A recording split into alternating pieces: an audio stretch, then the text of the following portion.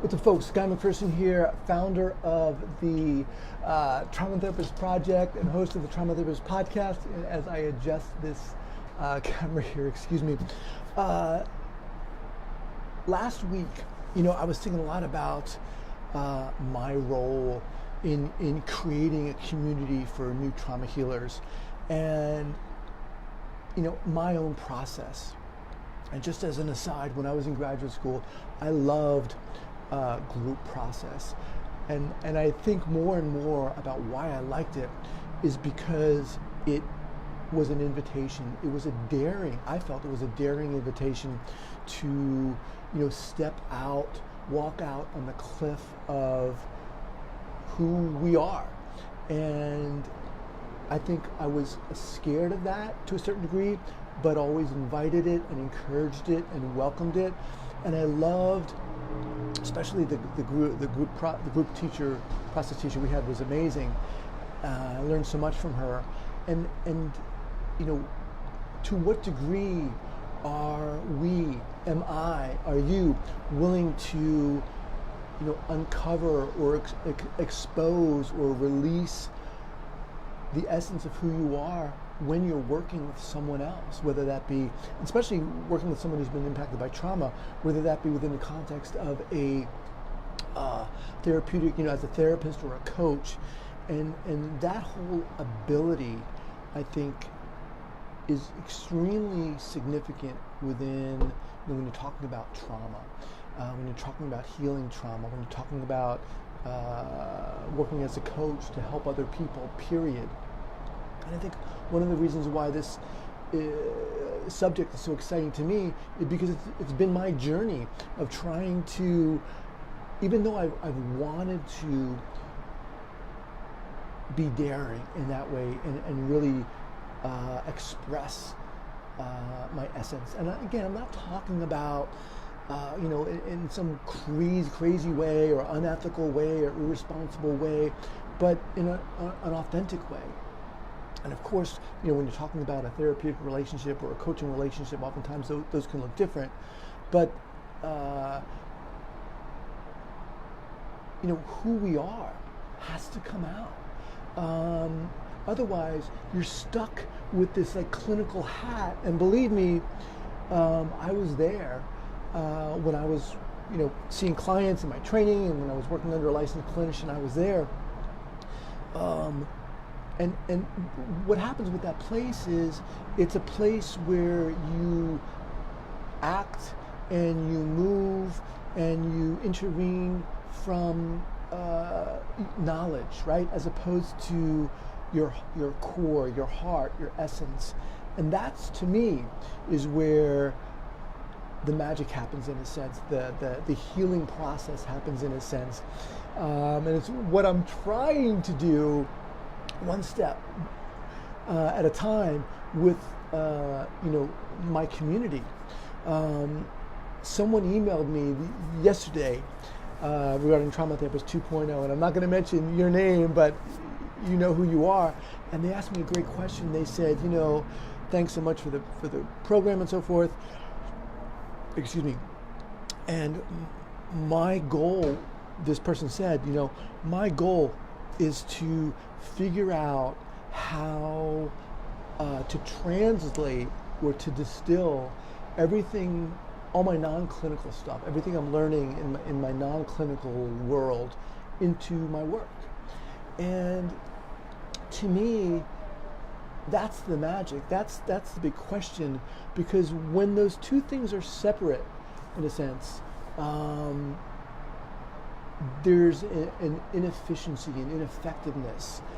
And I think that, with self-trust, with self-belief, with trusting in the process of someone else's journey, someone else's timeline, someone else's healing process, there's a patience that all of my podcast guests have talked about.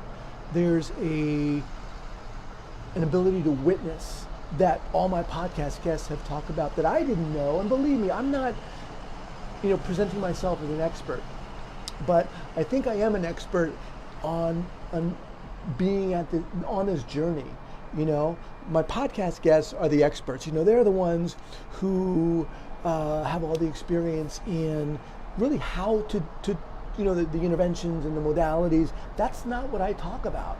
My goal, my strength, I think, is getting in there, getting into you too, who are watching this, who are new trauma healers starting out on your trauma-informed journey, trying to get into you and just like go, you know, open that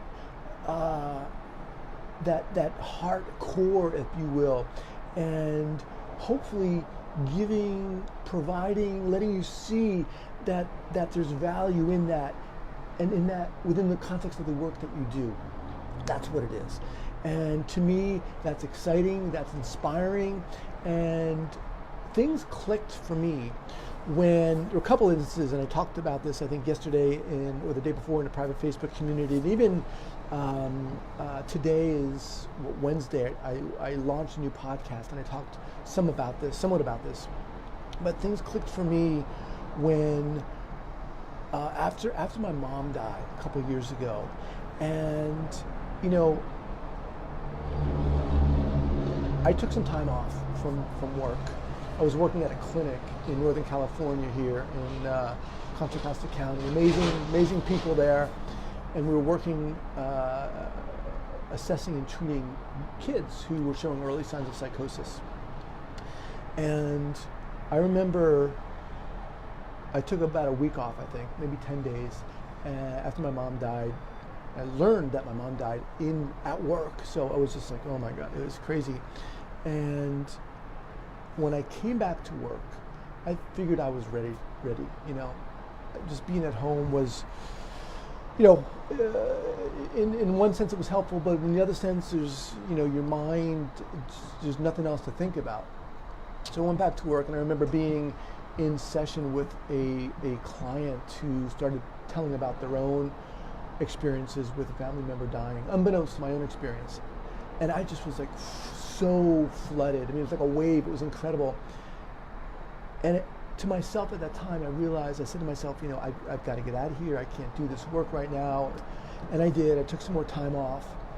And that experience gave me an ability. It gave me a sharpened, I think, insight and perspective into, you know, being with someone. And I think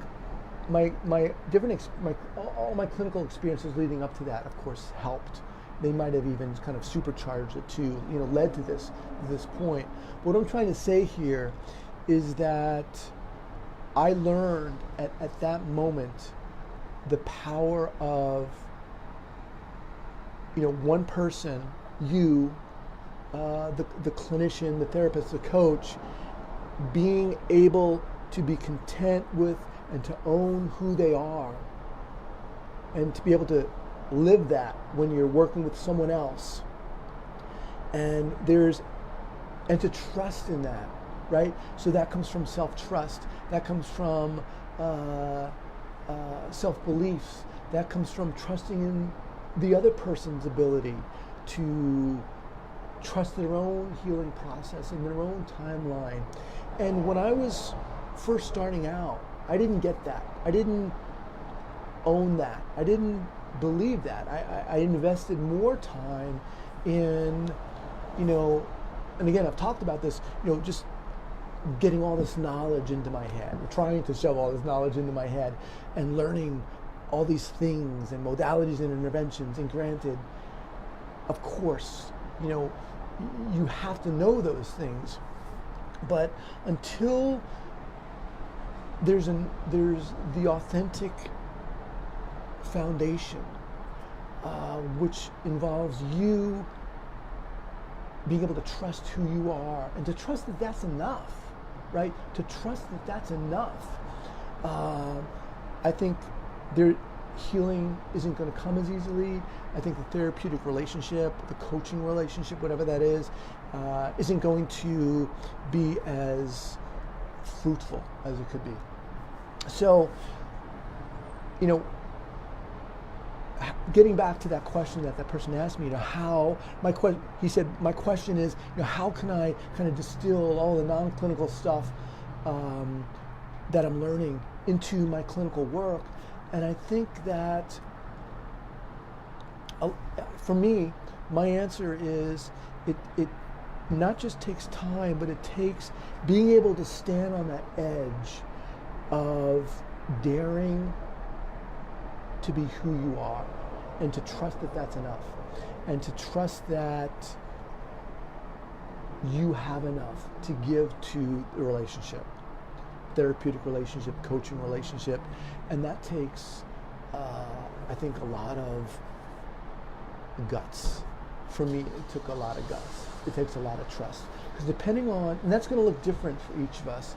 I think that each of us come at this from different ways, from different experiences, from different family lives, all of which I think are going to impact how we look at this. So, my passion is really uncovering who you are, helping you to do that, and helping you to find value in that, for learning about, how to work specifically with clients. I mean, that's why I have Trauma Therapist 2.0. That's why I bring in the experts in that field. But the other process of, being able to put on that cape in a sense, or to even open the doors of your heart and your essence. That to me is where I see my strength. And that's what I'm trying to do. That's kind of the work I'm trying to do. So today, I think I want to say, trust in that.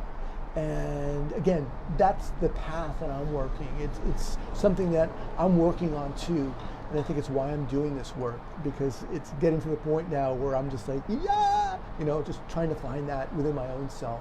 And again, one step in front of the other, and I feel that I'm on the right path. So I hope this helps. Jill, what's up? I see Jill just jumped on here.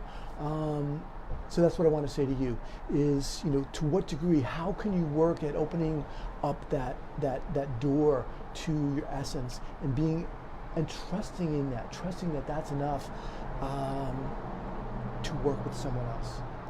All right, so that's it for today. Hope you have an awesome Wednesday, and I will see you next time. All right, take care.